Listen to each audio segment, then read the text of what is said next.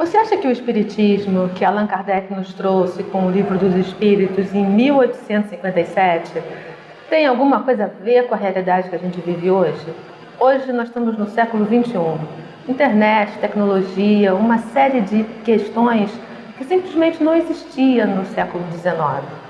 Você acha que o Espiritismo consegue responder essas questões? Olha, consegue. Consegue porque a grande proposta do Espiritismo é de não ser apenas um conhecimento teórico, mas é de trazer uma conexão desse conhecimento com a nossa vida. E isso tem a ver com a realidade de hoje, do século 22, do século 23, tem a ver com a nossa vida que a gente leva sempre enquanto humanos e seres espirituais. E é isso que a gente vai ver agora. O Espiritismo hoje está começando.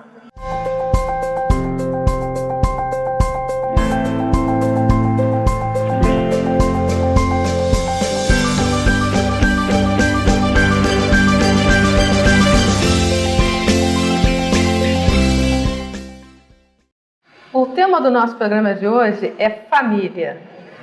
Por que a gente nasce numa determinada família? Por que tem famílias que são tão unidas? Por que tem famílias que são tão desunidas? Porque simplesmente não há famílias. E para conversar com a gente, para responder essas questões, para refletir um pouco, a gente está com o presidente do Centro Espírita Leon Denis, Hélio Washington. É um prazer muito grande ter você aqui. É muito bom estarmos juntos, é muito bom podermos ajudar na divulgação da doutrina espírita, que é a missão principal do Centro Espírita Leon Denis, num tema tão importante, num tema tão atual que é família. Família, a ideia genial de Deus, né? Os espíritos nos dizem isso. Então, estamos muito felizes por aqui estarmos com essa oportunidade do estudo, com essa oportunidade de ajudarmos na divulgação da doutrina espírita. E para nos ajudar a tratar desse tema, eu estou aqui com a Giovana Vitória Ramiro Miranda, que tem 14 anos. Obrigada por você estar aqui, Giovana. E com o Leonan Roque, que é um rapazinho de 10 anos. Obrigada também, Leonan. E a gente vai começar esse tema tendo algumas questões, duas questões, na realidade, do Livro dos Espíritos. Do capítulo 7, que fala sobre a lei de sociedade. A primeira delas, que eu acho fundamental, é a seguinte: qual seria para a sociedade o resultado do relaxamento dos laços de família? A resposta tem 4 palavras. Uma recrudescência do egoísmo. E a outra é a seguinte: o isolamento absoluto é contrário à lei natural? Sim, visto que os homens procuram a sociedade por instinto e que devem concorrer para o progresso, ajudando-se mutuamente. O homem deve progredir sozinho. Ele não pode, sozinho ele não pode, porque não tem todas as faculdades. É-lhe preciso o contato dos outros homens.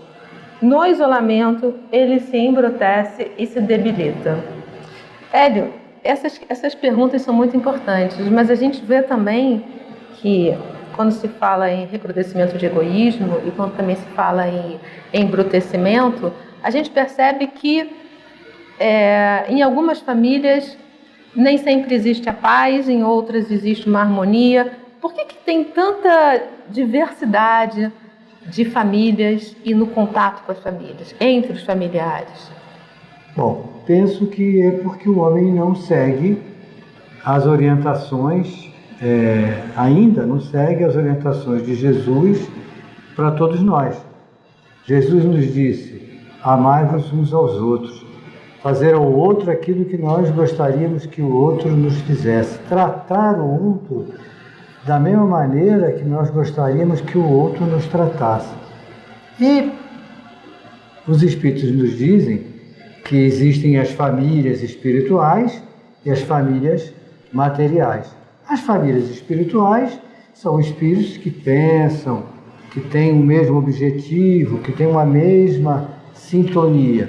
A família material, muitas vezes o espírito é colocado nessa família para que ele possa aprender a amar uns aos outros, amar aquele que o fez mal, que o maltratou, em encarnações anteriores. No capítulo 14 do Evangelho, né, honrai vosso pai e vossa mãe, fala exatamente sobre isso, no item 9, quando o Espírito fala para a gente que o Espírito, ao reencarnar, antes de reencarnar, ele vê aquela família, e muitas vezes ele desiste quando vê naquela família, nos pais, aquele que o prejudicou, aquele que o maltratou, e ele diz, e se ele não tiver ajuda, não tiver orientação, ele muitas vezes desiste. Depois, quando ele, seguindo a orientação do seu amigo espiritual, resolve realmente aceitar aquela, vamos assim dizer, missão, aquele tarefa, trabalho, né? hein? Aquela tarefa. Mas aí você vê que muitas vezes, você vê por que famílias, mães, pais, não há amor nenhum entre pai e mãe, e o outro é um amor excessivo, um amor grande entre o pai, a mãe e o filho, a filha. Então é tudo em decorrência do que o Espírito veio, daquilo que ele precisa fazer. Ele está ali para aprender a amar, ele está ali para aprender a compreender, está ali para aprender a se sentir bem, entrar em sintonia com aquele espírito, daquela mãe, daquele pai. Então a família, como os Espíritos nos dizem, a ideia genial de Deus, é para que nós possamos nos amar, colocar em prática, principalmente, as orientações de Jesus para todos nós. Fazer ao outro aquilo que nós gostaríamos que o outro nos fizesse.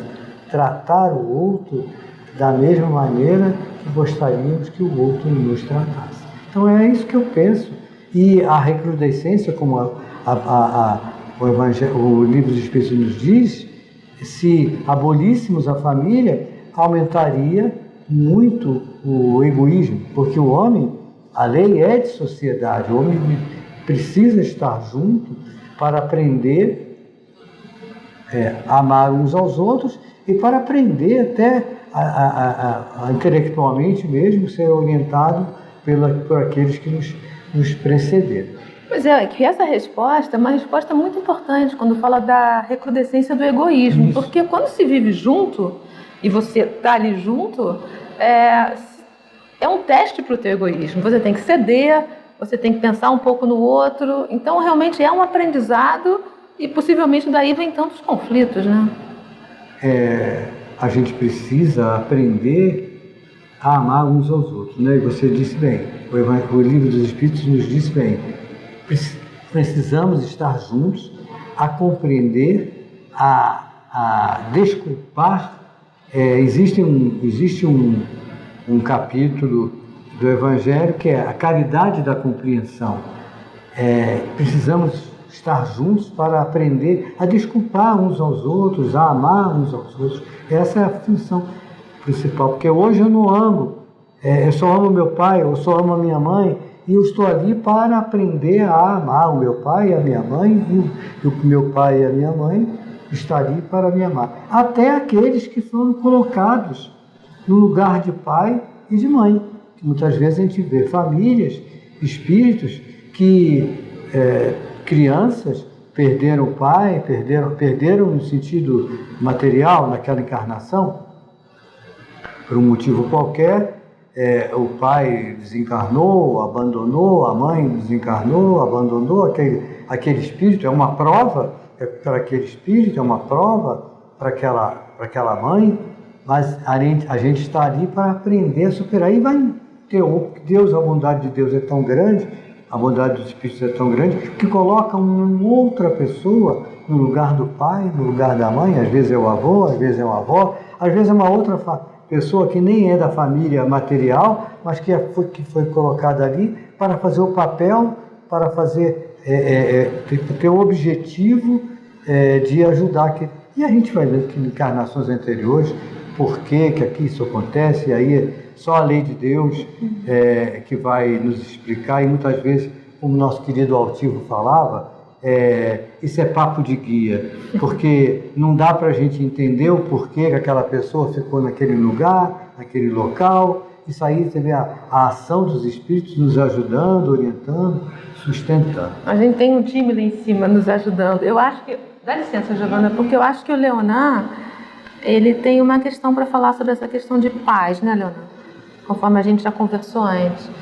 Eu não tenho pai e não tenho mãe. E isso mexe, porque quando eu tinha meus 3 anos de idade, minha mãe morreu, e quando eu tinha 8, meu pai morreu. Então isso mexe, eu só tenho minha avó e minha tia, que cuida de mim.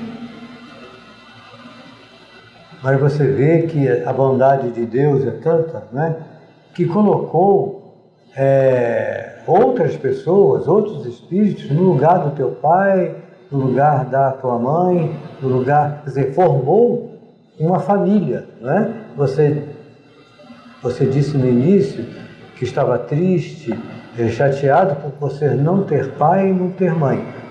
Nós entendemos a doutrina espírita, todos nós entendemos isso. Mas nós precisamos entender que a bondade de Deus é tanta que ela colocou outras pessoas no lugar do teu pai e da tua mãe.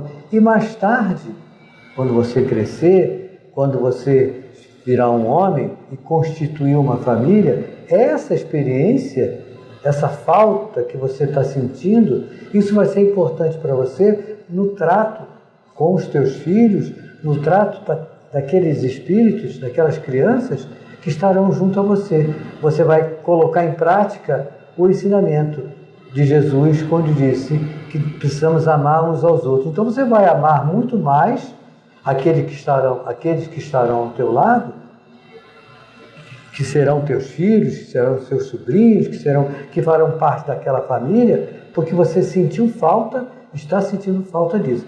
Mas a gente tem sempre que ter em mente que Deus, na sua bondade absoluta, não nos abandona. Nós nunca estamos sozinhos. Jesus colocou outras pessoas, outros espíritos, no lugar do teu pai e da tua mãe. Agora, por que teu pai desencarnou cedo, você tinha 8 anos? Por que a tua mãe desencarnou cedo, quando você tinha só 3 anos? Isso aí, só os espíritos superiores podem responder, mas a gente pode dizer a você o seguinte: estava dentro do cabimento da lei. Nada acontece por acaso, tudo tem um objetivo, tudo tem uma razão de ser. E como você disse, né, Hélio, ele não está sozinho, ele ganhou uma nova, ele tem uma nova família. Uma nova mãe, um novo tio. E isso é importante que você até aprenda a valorizar. Isso é importante. Nós compreendemos, todos nós compreendemos essa, vamos assim dizer, tristeza que você gostaria de ter aí no pai encarnado, uma mãe encarnado, um pai que estivesse junto a você, mas Deus, na sua bondade absoluta, colocou outros espíritos para fazer o papel daquele pai, daquela mãe. E a gente vê na vida exemplos em todos os sentidos, nos esportes, em todas as vidas, pais e mães que desencarnaram cedo e que Deus, Jesus, na sua bondade absoluta, colocou outros no lugar para fazer o papel de pai, o papel de mãe. É isso que é importante que nós termos em mente. Deu para entender? Deixa eu passar para a Giovana. O que é, Giovana? Sua mãe ou algum parente seu ainda faleceu, assim, ou ainda vive sua mãe ou seu pai? Praticamente assim. Sua mãe ou seu pai é vivo? Não. Todos, meu pai e minha mãe são já desencarnados. A minha mãe desencarnou, eu tinha 18 anos. Minha mãe desencarnou com 42 anos. E meu pai desencarnou bem mais tarde. Eu já estava formado quando ele desencarnou. Mas, repito, comigo também aconteceu com a irmã da minha mãe, a minha tia Nice, ela se colocou no lugar da minha mãe. Então eu tenho por ela um amor tenho um amor muito grande pela minha mãe.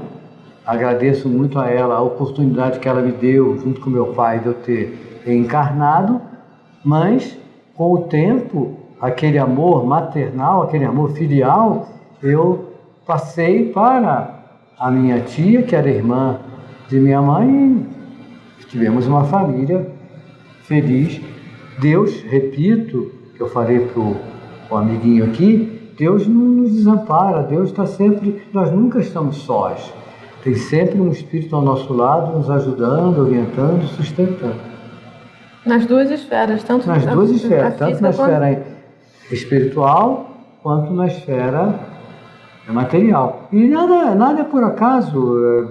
Minha mãe morrer, desencarnar com 42 anos, deixando 3 filhos pequenos, claro que isso estava dentro da programação reencarnatória dela.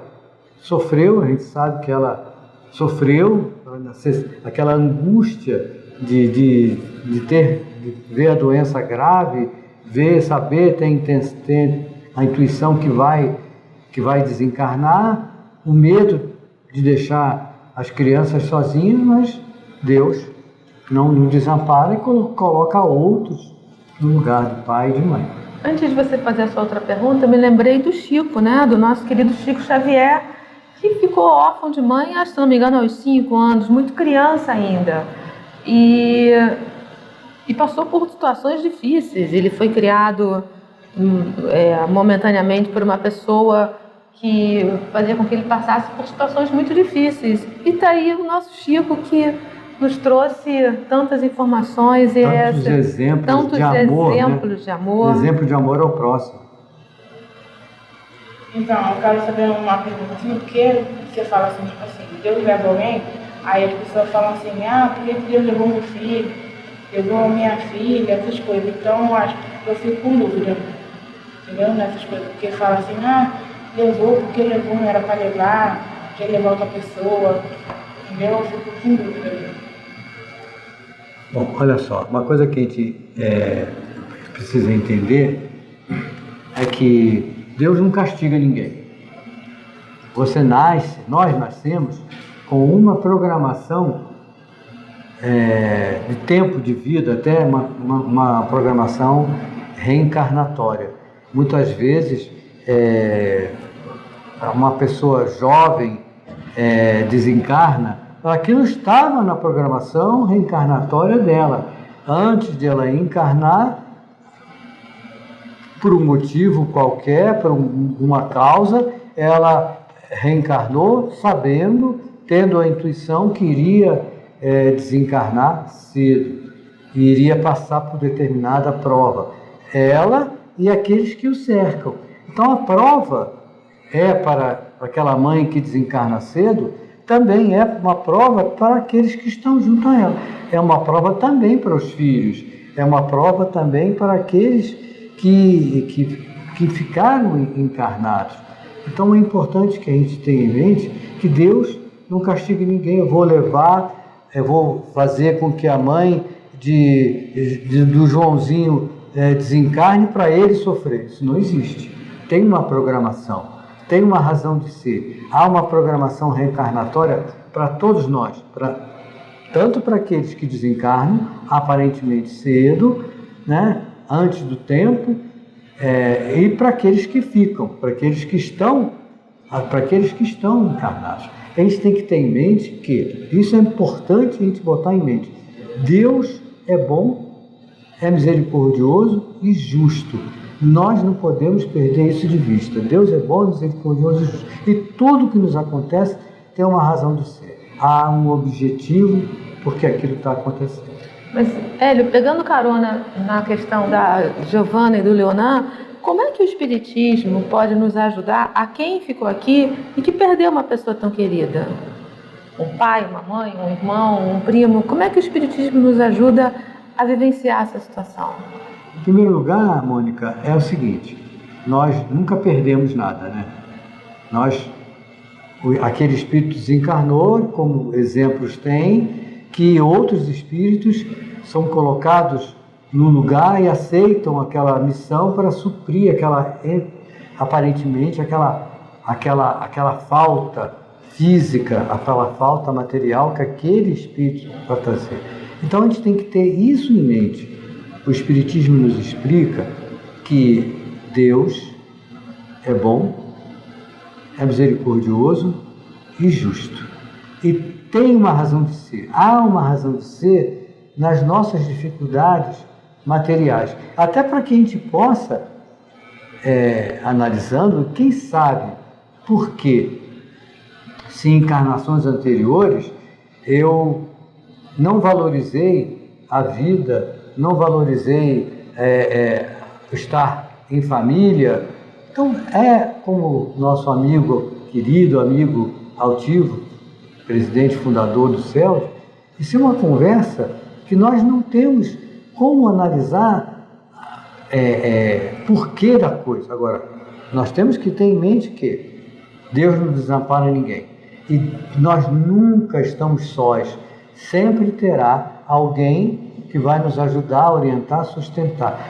Mesmo que não seja da nossa família física encarnada. É um amigo, é um colega de trabalho. Alguém sempre vai nos ajudar e orientar. Giovana, você quer algum esclarecimento? Não? Obrigada. Leona, você quer fazer alguma outra pergunta? Hélio, então vou deixar você com as suas palavras finais, falando sobre esse tema importante que é a família, e a gente acabou discutindo muito perda de pessoas queridas na família, sobretudo para crianças, né, e jovens que subitamente se sentem desamparados, né? É muito importante a gente, todos nós, estudarmos a doutrina espírita, o jovem estudar a doutrina espírita, estudar o Livro dos Espíritos, estudar o Evangelho, é muito importante para entender o que está nos acontecendo, entender e compreender essa perda, entre aspas, né, de pai, de mãe, perda daquele ente querido que nós gostamos muito. Como médico, pediatra que sou, às vezes dentro do consultório, outro dia mesmo, uma criança, da idade do coleguinha aqui, de 8 anos, ele foi no consultório e a mãe disse para mim assim, ele está muito triste.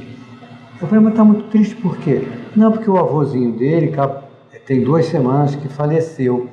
E era o avô que levava ele para a escola, e era o avô que trazia ele da escola para cá. Então ele está muito triste.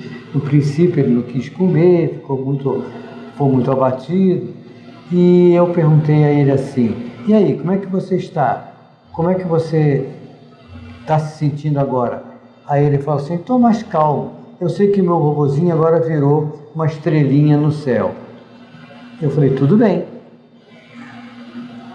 O virar a estrelinha no céu, para aquele momento, para ele, vamos assim dizer, é tranquilo. Mas o que a gente precisa depois, mais tarde, que essa mãe vai poder ter que explicar para ele, que o vovozinho dele não virou estrelinha no céu. É um espírito, como nós, que desencarnou.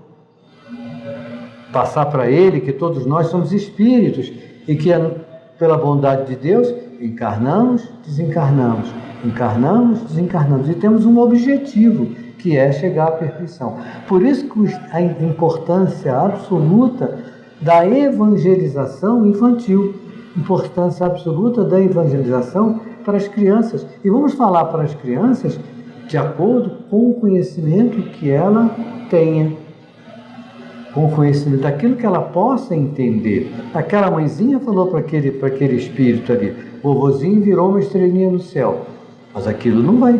Ele, com o passar do tempo, com o amadurecimento, ele vai ver que isso não é real, não é a realidade.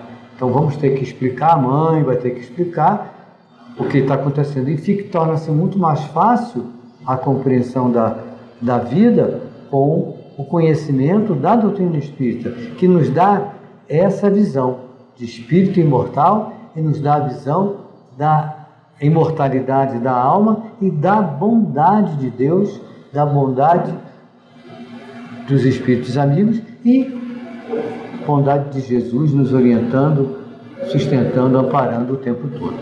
Pois é, como você disse, muitas vezes se afasta de nós, né, pela desencarnação, pessoas que a gente ama, mas a bondade de Deus coloca no nosso caminho outras pessoas tão queridas, e eu sei que isso traz muito sofrimento, mas o importante é que a gente fique atento para os queridos, para os nossos amores que chegam e não tão ligados, embora essa ligação seja eterna, para aqueles nossos queridos que já foram.